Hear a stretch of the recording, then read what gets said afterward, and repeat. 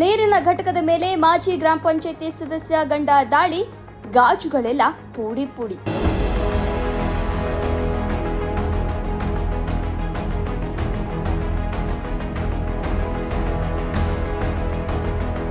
ಗುಡಿಬಂಡೆಯಲ್ಲಿ 5 ವರ್ಷಗಳ ಹಿಂದೆ ಶಾಸಕರ ಅನುದಾನದಲ್ಲಿ ಶುದ್ಧ ಕುಡಿಯುವ ನೀರಿನ ಘಟಕ ಪ್ರಾರಂಭಿಸಿದ್ದು, ಈ ಘಟಕಕ್ಕೆ ಸ್ಥಳೀಯರಾದ ರಾಮಾಂಜಿನಪ್ಪ ಎಂಬುವವರನ್ನ ವಾಟರ್ ಮ್ಯಾನ್ ಆಗಿ ಆಯ್ಕೆ ಮಾಡಿದ್ದು, ವಾಟರ್ ಮ್ಯಾನ್ ರಾಮಾಂಜಿನಪ್ಪನವರ ದ್ವೇಷದ ಕಾರಣಕ್ಕಾಗಿ ಮಾಜಿ ಗ್ರಾಮ ಪಂಚಾಯಿತಿ ಸದಸ್ಯರಾದ ಮುದ್ದುಗಂಗಮ್ಮ ಅವರ ಗಂಡ ಘಟಕದ ಮೇಲೆ ದಾಳಿ ಮಾಡಿ ಗಾಜುಗಳನ್ನು ಪುಡಿ ಪುಡಿ ಮಾಡಿರುವ ಘಟನೆ ನಡೆದಿದೆ.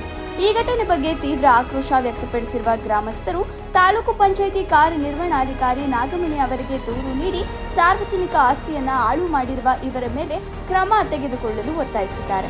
ವರದಿ ಮೊಹಮ್ಮದ್ ನಾಸೀರ್, ಗುಡಿಬಂಡೆ. ಅವರ ಒಳ ಕಲಹಗಳಿಗೆ ಇದನ್ನ ಒಂದು ಸಾಕ್ಷ್ಯ ಮಾಡಿಬಿಟ್ಟಿದ್ದಾರೆ. ಎಲ್ಲಾನು ಫಿಲ್ಟರ್ ಗ್ಲಾಸ್ ಎಲ್ಲ ಹೊಡೆದಾಕ್ಬಿಟ್ಟಿದ್ದಾರೆ. ಇವಾಗ ರೀಸೆಂಟಾಗಿ ನಾವು ಈ ಥರ ಮಾಡೋದೆಲ್ಲ ಸರಿ ಇಲ್ಲ, ನೀವು ನಮ್ಮ ಇಲ್ಲಿ ಊರಿನ ದೊಡ್ಡವರ ಗಮನಕ್ಕೆ ತಂದುಬಿಟ್ಟು ಅದನ್ನೇನೋ ಇತ್ಯರ್ಥ ಮಾಡ್ಕೋಬೇಕಾಗಿತ್ತು. ನಿಮ್ಮ ಕಲೆಗಳನ್ನ ಈ ಸಾರ್ವಜನಿಕರ ಸತ್ತುಗಳ ಮೇಲೆ ತೋರಿಸೋದು ಸರಿ ಇಲ್ಲ ಅಂತ ಹೇಳ್ಬಿಟ್ಟು ನಾನು ಅವ್ರನ್ನೇ ಆವಾಗಲೇ ಒಂದು ಮಾತು ಹೇಳಿದ್ದೀನಿ.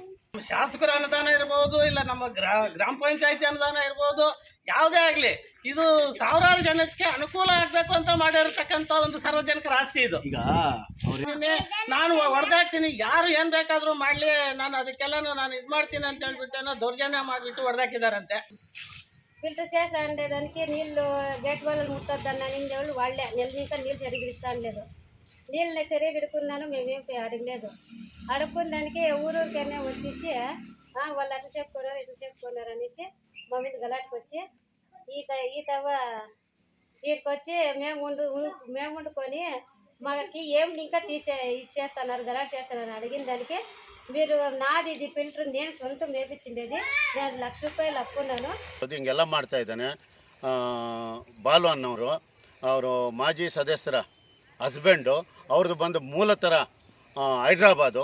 ಇಲ್ಲಿಗೆ ಬಂದು ಸ್ಥಳೀಯರ ಮೇಲೆ ಹೆಂಗಂದ್ರೆ ಹಂಗೆ ಬೈಯೋದು, ಈ ದಬ್ಬಾಳಿಕೆ ಮಾಡೋದು, ಮತ್ತು ಇನ್ನೊಬ್ಬರ ಮೇಲೆ ಮೊನ್ನೆ ಇದು ನಾವು ಗ್ರಾಮ ಸಭೆ ಮಾಡೋವಾಗ ಗುಡ್ತೀನೋ ಚಾಪೆಗಳೆಲ್ಲ ಎತ್ತಿ ಬಿಸಾಕ್ಬಿಟ್ಟು ಇವಾಗ ಬರ್ತೀನಿ ಅಂತ ಹೇಳಿದ್ರು ಗುಡ್ತೀನೋ, ಪಿ ಡಿ ಒ ನಮ್ಮ ಜೊತೆಯಲ್ಲಿ ಕೂತಿದ್ರು ಗುಡ್ತೀನೋ, ಸಿಕ್ಕಾಪಟ್ಟೆ ಗಲಾಟೆ ಮಾಡ್ತಾ ಇದನ್ನು ಹಿಂಗೆ ಕಂಟಿನ್ಯೂಸ್ ಮಾಡ್ಕೊಂಡು ಹೋಗ್ತಾ ಇದ್ದಾರೆ. ತುಂಬ ದಬ್ಬಾಳಿಕೆ ಆಗಿದೆ. ಇದು ಕಾನೂನು ಬಹಿರವಾಗಿರುತ್ತದೆ. ಅದರಿಂದ ಇವರ ಮೇಲೆ ಕಾನೂನುಬದ್ಧವಾಗಿ ಇವ ಮೇಡಮ್ ಆಗಿರ್ಬೋದು, JE ನವೀಬೋದು, ಇವರು ಕಾನೂನುಬದ್ಧವಾಗಿ ಕ್ರಮ ಕೈಗೊಂಡು ಇದಕ್ಕೆ ಆಗುವಂಥ ಖರ್ಚುಗಳೆಲ್ಲ ಅವ್ರ ಹತ್ರನೇ ಇಸ್ಕೋಬೇಕಂತ, ಮತ್ತು ಇವರ ಮೇಲೆ ಕಾನೂನುಬದ್ಧವಾಗಿ ಏನೈತೆ ಕಾನೂನು ಚೌಕಟ್ಟಲ್ಲೇ ಅವರ ಮೇಲೆ ಕ್ರಮ ಕೈಗೊಳ್ಳಬೇಕು ಅಂತ ಸವಿನಯವಾಗಿ ನಾನು ರೂರಲ್ ಗುಡಿಬಂಡೆಯಲ್ಲಿ ನಾನು ಒಬ್ಬ ಮೆಂಬರು, ನಮ್ಮ ಟರ್ಮ್ ಆಗಿಬಿಟ್ಟಿದೆ. ಇವಾಗ ಸಾರ್ವಜನಿಕರು ಬಂದು ದೂರುಗಳ ಮೇಲೆ ದೂರುಗಳು ನಾನು ಇಲ್ಲಿ ಒಂದು SDP ಯೋಜನೆಯಡಿ 5 ವರ್ಷದಿಂದ ಈ ಒಂದು ಪ್ಲಾಂಟ್ನ ನಾವು ಇನ್ಸ್ಟಾಲ್ ಮಾಡಿದ್ದೀವಿ. ಇನ್ಸ್ಟಾಲ್ ಮಾಡಿ 5 ವರ್ಷ ಕಂಪ್ಲೀಟ್ ಆಗಿದೆ. ಇದನ್ನು ಆಗಿನ ಗ್ರಾಮ ಪಂಚಾಯತಿ ಮೆಂಬರ್ ಅವರೇ ಒಬ್ಬರು ವಾಟರ್ ಮ್ಯಾನು ಬೇಡ, ಲೋಕಲಲ್ಲಿ ಒಬ್ಬರಿಗೆ ಉದ್ಯೋಗ ಕೊಟ್ಟಂಗೆ ಆಗುತ್ತೆ ಅಂತ ಹೇಳ್ಬಿಟ್ಟು ಒಬ್ಬರನ್ನ ಇಟ್ಟಿದ್ರು. ಆಮೇಲೆ ಅವ್ರಿಗೆ ಆ ಒಂದು ಮೆಂಬರ್ಗೆ ಮತ್ತು ಇವ್ರಿಗೆ ಮನಸ್ತಾಪ ಬಂದು ಆ ಒಂದು ಗಲಾಟೆಗಳಲ್ಲಿ ಈ ಒಂದು ಸಾರ್ವಜನಿಕರ ಆಸ್ತಿನ ನಿನ್ನೆ ರಾತ್ರಿ ನಡೆದಿರೋ ಗಲಾಟೆಯಲ್ಲಿ ಒಂದು ಗ್ಲಾಸ್ನ ಪುಡಿಪುಡಿ ಮಾಡಿ ಇದನ್ನು ಸಾರ್ವಜನಿಕರ ಆಸ್ತಿಯನ್ನು ಹಾನಿ ಮಾಡಿದ್ದಾರೆ. ಇದು ನಮಗೆ ಇವತ್ತು ಗಮನಕ್ಕೆ ತೊಗೊಂಬಂದಿದ್ದಾರೆ. ಈಗ ತೊಗೊಂಬಂದಿದ ತಕ್ಷಣ ಇಮಿಡಿಯೇಟ್ ನಾನು ಬಂದು ಸ್ಪಾಟ್ ಇನ್ಸ್ಪೆಕ್ಷನ್ ಮಾಡಿದಾಗ ಇದು ಗ್ಲಾಸ್ ಎಲ್ಲ ಪುಡಿಪುಡಿ ಆಗಿರೋದು ಕಂಡು ಬಂದಿದೆ. ನಾವು ಈಗ ಇಲ್ಲಿರೋ ಸಾರ್ವಜನಿಕರನ್ನ ಕೇಳಿದಾಗ ಇದು ಈ ಥರ ಮಾಜಿ ಗ್ರಾಮ ಪಂಚಾಯಿತಿ ಅಧ್ಯಕ್ಷರ ಗಂಡ ಈ ಥರ ಮಾಡಿದ್ದಾನೆ, ಬಾಲು ಅಂತ ಹೇಳ್ಬಿಟ್ಟು ಅವ್ರನ್ನ ಕೇಳಿದಾಗ ಕೇಳಿದಾಗ ನಮಗೆ ಈ ಥರ 1,00,000 ಇದರಿಂದ ಬರಬೇಕು, ಹಂಗಾಗಿ ಇದು ನಮ್ಮ ಸ್ವತ್ತು ಅಂತ ಹೇಳ್ಬಿಟ್ಟು ಅವರು ಹೇಳ್ತಾ ಇದ್ದಾರೆ. ಬಟ್ ಇದು ಅವ್ರಿಗೆ ಯಾವುದೇ ಹಣ ಇದರಿಂದ ನಾವು ಕೊಡಬೇಕಾಗಿರೋದಿಲ್ಲ.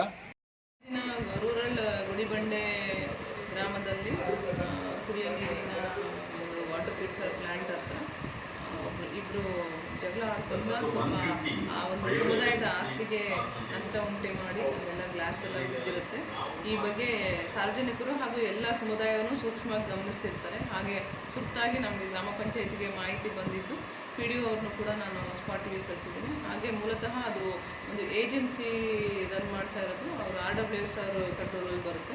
ಸೊ ಅವರು ಕೂಡ ನವೀನ್ ಅವ್ರಿಗೂ ಸೂಕ್ತ ಕ್ರಮ ತಗೊಳ್ಳಿ, ಈ ನಿಟ್ಟಿನಲ್ಲಿ ಸಮುದಾಯದ ಆಸ್ತಿ ಬಗ್ಗೆ ಯಾರಾದರೂ ಧಕ್ಕೆ ಮಾಡಿದರೆ, ಅದಕ್ಕೆ ನಷ್ಟ ಉಂಟು ಮಾಡಿದರೆ ಸೂಕ್ತವಾದ ನಿಯಮಾನುಸಾರ ಕ್ರಮ ತಗೊಳ್ಳಿ ಅಂತೇಳಿ ಸೂಚನೆ ಯೋಚನೆ ಅವ್ರಿಗೂ ಇರುತ್ತೆ ಆಲ್ರೆಡಿ. ಸೊ ಅವರು ದೂರವಾಣಿ ಕರೆಯನ್ನು ಸ್ವೀಕಾರ ಮಾಡದಿಲ್ಲದ ಕಾರಣ ಡಬಲ್ ಇ ಅವ್ರಿಗೂ ಕೂಡ ನಾವು ಕರೆ ಮಾಡಿರ್ತೇವೆ. ಆದರೆ ಅವರು ಮೀಟಿಂಗಲ್ಲಿ ಇರಬಹುದು, ಅವ್ರು ನನ್ನ ಫೋನ್ ಕಟ್ ಮಾಡ್ತಾ ಇದ್ದಾರೆ. ಸೊ ಈ ನಿಟ್ಟಿನಲ್ಲಿ ತುರ್ತಾಗಿ ಇಡೀ ತಾಲೂಕಲ್ಲಿ ಎಲ್ಲ ಒಂದು ಸಾರ್ವಜನಿಕರು ಕೂಡ ಸಮುದಾಯದ ಆಸ್ತಿಗಳನ್ನ ಗೌರವಿಸಬೇಕು, ಹಾಗೆ ತಮ್ಮ ಸ್ವಂತ ಆಸ್ತಿಗಳ ನಂತರ ಕಾಳಜಿಯಿಂದನೇ ಕಾಣಬೇಕು. ಸೊ ತಾವೆಲ್ಲ ಸಹಕಾರ ಕೊಡಿದ್ರೆ ಮಾತ್ರ ಆಸ್ತಿಗಳು ಉಳಿತವೆ. ಇಲ್ಲ ಅಂತೇಳಿ ಅಂದರೆ ನಾವು ಸರ್ಕಾರಕ್ಕೆ ನಷ್ಟ ಹೊರತು ನಿಮಗೆ ಲಾಸು ಅನುಭವಿಸೋದು, ಕೊನೆಗೆ ಸಾರ್ವಜನಿಕರೇ ನೋವು ಅನುಭವಿಸೋದು. ಸೊ ಎಲ್ಲರೂ ಕೂಡ ಒಂದು ಗೌರವದಿಂದ ಆಸ್ತಿಗಳನ್ನ ಕಾಪಾಡ್ಕೊಳ್ಳಿ ಅಂತ ಹೇಳ್ತಾ, ಸೊ ಖಂಡಿತವಾಗಿ ಗೌರವದಿಂದ ಆಸ್ತಿಗಳನ್ನ ಕಾಪಾಡ್ಕೊಳ್ಳಿ ಅಂತ ಹೇಳ್ತಾ